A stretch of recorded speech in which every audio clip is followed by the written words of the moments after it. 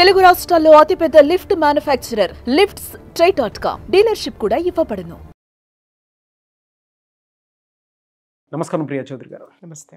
లైఫ్లో మనం ఏ relationship maintain చేయాలన్నా నిజాయితీగా ప్రేమిస్తేనే అది ఎక్కువ రోజులు ఉంటుంది. అయితే మనం ఎంత నిజాయితీగా ప్రేమించినా కొన్నిసార్లు మనకు తెలియకుండానే అవతల వాటి వైపు నుంచి ఆ ప్రేమ దక్కదు. దక్కకపోగా మన కన్నీళ్ళు మాత్రమే మిగులుతాయి. అవతల వాళ్ళు ఎంజాయ్ చేస్తారు దాన్ని. ఆ రిలేషన్షిప్లో ఉండి కూడా ఎంజాయ్ చేస్తారు. మనకి ఎలా ఉంటుందనంటే లోపల సలిపినట్లు ఉంటుంది. ఆ లోపల పేగులన్నీ మడత పెట్టినట్టు ఉంటుంది. ఆ గుండె దగ్గర తెలియని నొప్పి కనిపిస్తూ ఉంటుంది మనకి. ప్రేమించడం తప్ప, అది కూడా అంత నిజాయితీగా ప్రేమించడం తప్ప, నేను చేసింది అదేనా అని అనిపిస్తుంది. అది ఇవాళ ఈ పెయిన్ ఒకళ్ళిద్దరికి ఉంది అని అంటే కాదు, ప్రపంచం మొత్తానికి ఒక స్టేజ్లో ఏదో ఒక స్టేజ్లోనే ఖచ్చితంగా దీన్ని ఆ పెయిన్ని చూసేటువంటి వాళ్ళు చాలామంది ఉన్నారు అండ్ భరిస్తున్నారు కూడా. స్టిల్ అంతలా ప్రేమించడం తప్ప, నిజాయితీగా ఉండటం తప్ప. దేనికైనా ఒక హద్దు ఉంటుంది నాగరాజ్. ఇప్పుడు ఈ బాటిల్ ఉంది, ఇది ఎంత 250 ml. ఓకే, దీంట్లో వాటర్ ఎంత పోయాలి నువ్వు? 250 కాదు, 258 పోయాలి. ఓకే, దీనికి కొంత ఎయిర్ ఉండాలి. నువ్వు ఫుల్ పోసినా కూడా ఇది ఉండదు, కొంత తక్కువే పోయాలి. అప్పుడు మాత్రమే దీని మూమెంట్ ఉంటుంది, ఇది సస్టైన్ అవుతుంది. అది కాకుండా నువ్వు 300 ml పోయడానికి ప్రయత్నించినప్పుడు ఆ వాటర్ ఏమవుతుంది? దీంట్లో నింపగలుగుతావా? ఏమవుతుంది? కింద పడి పోతూ ఉంటాయి. ఎంత వాటర్ పోతూ ఉంటే దీనికి కావలసిన దానికంటే నువ్వు ఎక్కువ ఎంత పోస్తావో పోసినంత కింద పోతూనే ఉంటాయి. నువ్వు నింపే ప్రయత్నం చేస్తూనే ఉంటావు. అంటే ఎక్కువ పోస్తున్నాను అనేటటువంటిది, ఎక్కువ ప్రేమిస్తున్నాను అనేటటువంటిది కూడా ఇదే బాపత. ఒక మనిషి కానీ, ఒక బంధం కానీ, దేనికైనా కానీ కొన్ని హద్దులు ఉంటాయి, అలాగే కొలతలు కూడా ఉంటాయని చెప్తాను నేను. మనకి అర్హత లేని వాళ్ళకో, లేకపోతే విలువ లేని వాళ్ళకో, నువ్వు వాళ్ళ విలువకి మించి నువ్వు ఏది ఇచ్చినా, అర్హత లేని వాళ్ళని తీసుకొని వచ్చి అందలం ఎక్కించిన మన పెద్దవాళ్ళు ఊరికనే కొన్ని సామెతలు చెప్పలేదు. అర్హత లేని వాడికి అందలం ఎక్కించొద్దు అని మాట్లాడతారు. ఎందుకు అందలం ఎక్కించొద్దు అని అంటే, వాడికి దాన్ని అక్కడ నిలబడే అర్హత వాడికి ఉండాలి కదా. వాడికి అది లేనప్పుడు నువ్వు అక్కడ ఎక్కించి కూర్చోబెడితే వాడి నైజం ఏంటో అది చూపిస్తాడు తప్ప, నువ్వు అనుకున్నటువంటి క్వాలిటీ వాడిలో లేదు కదా. క్వాలిఫికేషన్ లేదు, క్వాలిటీ లేదు. సో ఏమవుతుంది? అది పాడైపోతుంది. క్వాలిటీ నువ్వు ఉంటే సరిపోదు. ఇప్పుడు ఈ బాటిల్లో శుభ్రంగా ఉంటే నీళ్ళు కూడా శుభ్రమైనవి పోస్తే ఇంత ప్లెయిన్గా కనిపించింది, అవునా? బాటిల్ని మురిగ్గా ఉంది, నువ్వు ప్లెయిన్ వాటర్ పోసావు, ఏమవుతుంది? మురికే. ఓకే, బాటిల్ ప్లెయిన్గా ఉంది, మురికి వాటర్ పోసావు, ఏం కనిపిస్తుంది? రెండు ఎలా ఉండాలి? ఈక్వల్ స్టేటస్ ఉండాలి. Equal status. ఓకే, అలా నీలో కూడా ప్యూరిటీ ఉంటేనే, నువ్వు ఎవరికైతే ప్రేమని ఇస్తున్నావో వాళ్ళలో కూడా నీలో ఉన్నటువంటి ప్యూరిటీ ఉంటేనే ఇచ్చిపుచ్చుకోవడంలో ఆనందం, ఆ ప్రేమ యొక్క విలువ ఉంటుంది. అది మనం గమనించాం. మనం ఎంతసేపు మన తరపు నుంచే మనం ఆలోచిస్తాం. ఇక్కడ చాలామంది గుర్తించాల్సింది, గమనించాల్సింది నేను చెప్తాను ఏంటంటే, నేను నిజాయితీగా ఉండాలి, నేను చాలా బాగా ప్రేమించాలి, నేను బాగా చూసుకోవాలి, నేను అద్భుతంగా ఉండాలి, ఈ ప్రపంచంలో ఏ పెళ్ళా ఉందనంత నిజాయితీగా ప్రియా చౌదరి ఉండాలి, ఈ ప్రపంచంలో ఏ బాసు ఉండనంత నిజాయితీగా నాగరాజు ఉండాలి అనేసి మనం ఎఫర్ట్స్ పెట్టి మనం ఎదుటి వాళ్ళకి ఇవ్వడం మొదలు పెడితే, అవతల వాడికి స్వీకరించే వాడికి కూడా ఉండాలి కదరా అయ్యా. అలాంటిది నీలో ఉంటే సరిపోదు, స్వీకరించేవాడికి కూడా ఆ ఉద్దేశం ఉండి అది తీసుకోవాలనే క్రేవింగ్ ఉంటే నేను ఇచ్చేది వాడు స్వీకరిస్తాడు. వాడు పూర్తిగా కడుపు నిండేసిన వాడు కడుపు నిండిపోయి ఉంటేనో, లేకపోతే వాడి చూపులు పక్క చూపులైతేనో, లేకపోతే నువ్వు అనుకున్నట్టుగా నీ ఎంప్లాయీస్ అందరికీ కూడా ఇంకా దీనికి మించి ఒక మంచి సంస్థలోకి వెళ్ళాలని అనుకుంటేనో, లేకపోతే ఇంకేదైనా పని చేసేటటువంటి దృక్పథం లేకపోతేనో, ఇంకేదైనా అయితేనో, నువ్వు సమర్థవంతంగా ఎంత నడపాలనుకున్నా ఆ సంస్థ నడవదు. నేను అర్హత లేని వాళ్ళకి ఎంత ప్రేమనివ్వాలనుకున్నా అది బూడిదలో పోసినటువంటి పన్నీర్ అవుతుంది. ఎగ్జాక్ట్లీ. మనము ఎంతసేపు మనం నిజాయితీగా ఉండాలనుకుంటాం, ఒక్కసారి వాళ్ళకేసి చూడు, వాళ్ళు నిజాయితీగా ఉన్నారా?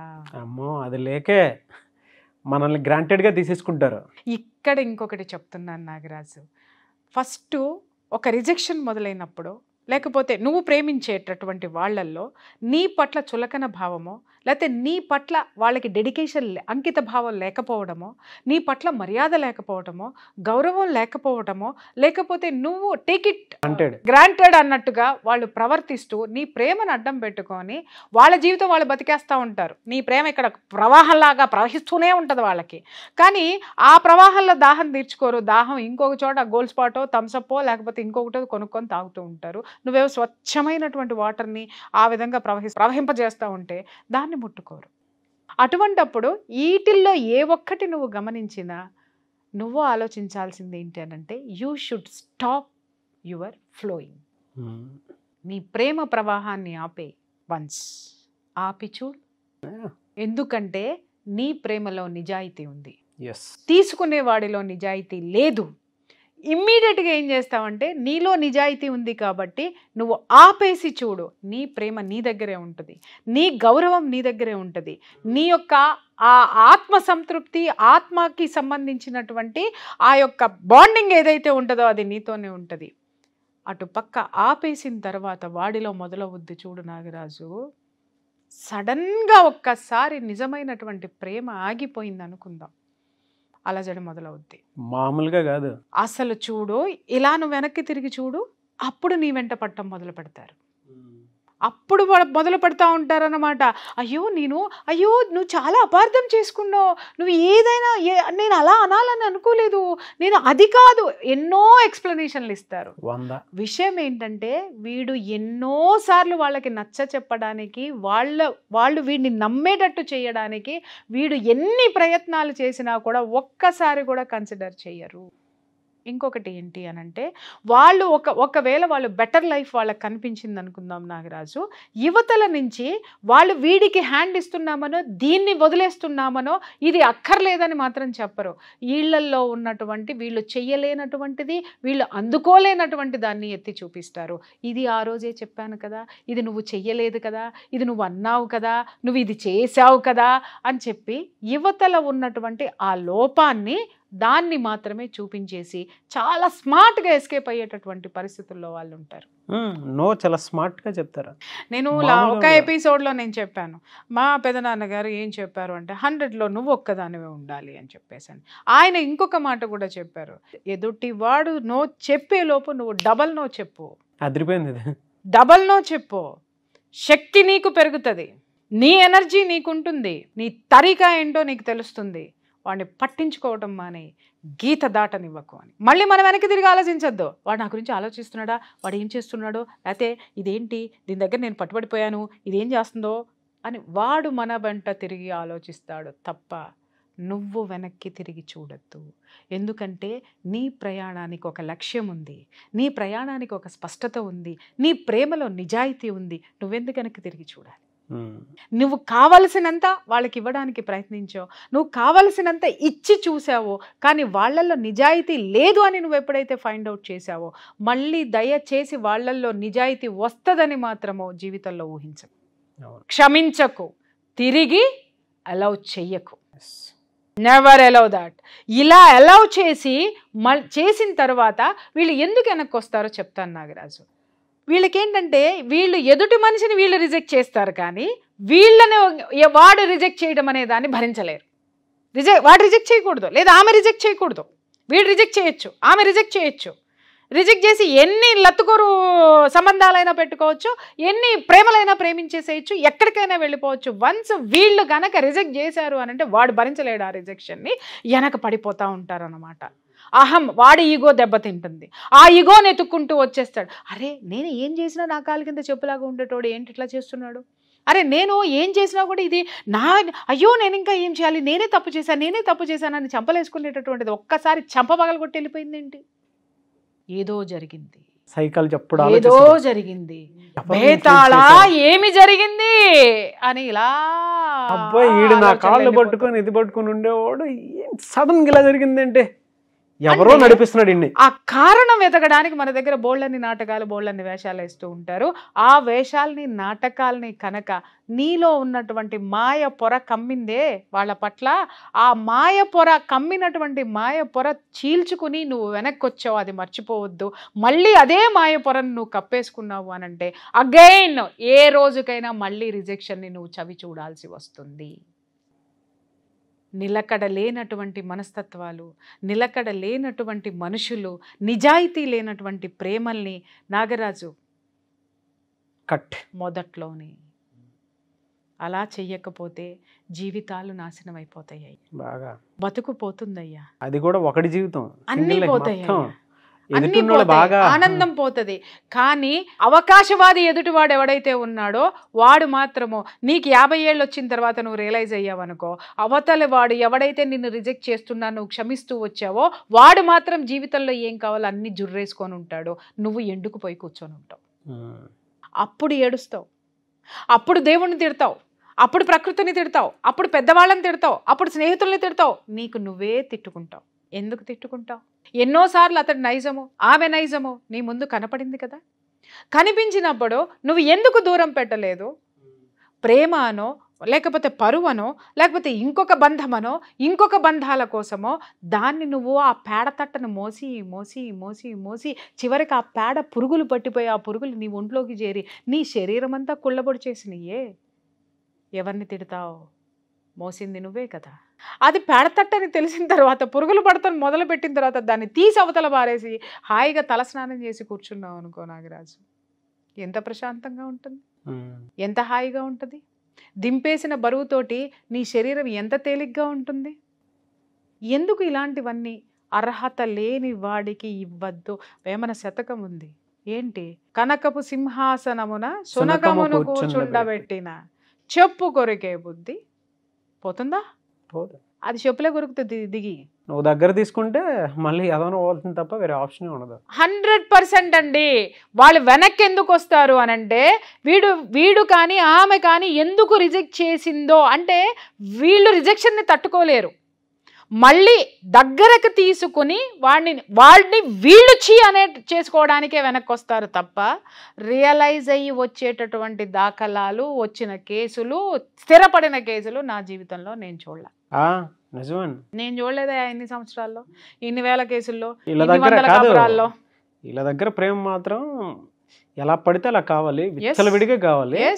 వీళ్ళు నో అని మాత్రం వెనక్కి ఎవడైతే వచ్చాడో వాడిని నమ్మద్దు. ఎందుకనంటావో ఆ రిజెక్షన్ని వాడు తట్టుకోలేడు. నీ చేత ఎస్ అనిపించుకుని మళ్ళీ వాడో అదో నిన్ను రిజెక్ట్ చేసి వెళ్ళిపోతారు. వాళ్ళ అహం సంతృప్తి పరచుకోవడానికే తిరిగి నీ దగ్గరకు వస్తున్నారు తప్ప it's not called true love. ఇవాళ యంగ్స్టర్స్ కానివ్వండి, ఇంకా ఎవరైతే రిలేషన్షిప్లో ఉన్నటువంటి వాళ్ళు ఉంటారో వాళ్ళందరూ ఫేస్ చేసేటువంటి మెయిన్ ప్రాబ్లం ఇది ఒకటే. 100% బ్రేకప్లు అయ్యి వినండి, అసలు ఈ బ్రేకప్లు కూడా 3 సార్లు 4 సార్లు అవుతూ ఉంటాయి. ఒకసారి బ్రేకప్ అయి వెనక్కి వచ్చారు, ఓకే నువ్వు నమ్మావు కదా అతను మంచివాడని. మళ్ళీ బ్రేకప్ ఎందుకైంది? మళ్ళీ అయిందా? మళ్ళీ నమ్మావా? మళ్ళీ వీళ్ళో వాళ్ళ బతులాడుకుని మళ్ళీ వచ్చారా? మళ్ళీ బ్రేకప్ అయిందా? అంటే అర్థం ఏంటి? అహం సాటిస్ఫై చేసుకోవడానికి మాత్రమే వెనక్కి వస్తున్నారు తప్ప అక్కడ ప్రేమను పొందడానికి మాత్రం రాలేదు. నువ్వు రిజెక్ట్ చేసావు కదా, నేను నిన్ను రిజెక్ట్ చేయాలి కాబట్టి మళ్ళీ నీకు దగ్గర అవుతా. అప్పుడు నేను రిజెక్ట్ చేయంగానే నువ్వు కాళ్ళబేరానికి వస్తావు, నా అహం సంతృప్తి పడితే సరే చూస్తాలే అంట. ఆ తర్వాత మళ్ళీ ఇంకేదో జరుగుతుంది. నిజంగా మీ ఇద్దరి మధ్య ప్రేమ ఇద్దరిది నిజమైనదే, ఇద్దరి ప్రేమలో నిజాయితీ ఉంటే, సమంగా ఉంటే అసలు మొదటే బ్రేకప్ ఉండదు, రిజెక్షన్స్ ఉండవు. నిజంగా లవ్ ఉంటే అండి సెల్ఫ్ రెస్పెక్ట్ అనే దాని మీద దిగజారిపోయి బతకం. వాళ్ళ దగ్గర నుంచి ఎంత రిజెక్షన్ కొన్ని సెల్ఫ్ రెస్పెక్ట్ పదం వాడావు నాగరాజు. సెల్ఫ్ రెస్పెక్ట్, ఆత్మ గౌరవం. దాని మీద ఎవడైతే కొడతాడో, దాని మీద ఎవడైతే ఆపోజిట్ పర్సన్ ఉన్నాడు కొడతాడో ఆ క్షణమే మనం క్లారిటీకి వచ్చాయి. ఎదుటివాడు ఆత్మగౌరవం మీద కొట్టడో, ఎదుటివాడు మన యొక్క జీవితం మీద దెబ్బ కొట్టిపోతాడు, మన ప్రేమ మీద దెబ్బ కొట్టిపోతాడు. మనం వాడిని తిరిగి మనం ఆహ్వానిస్తే మనం ఆత్మగౌరవాన్ని చంపుకున్న వాళ్ళం అవుతాం, ఇంకా దిగజారిపోవటం కంప్లీట్గా. 100%.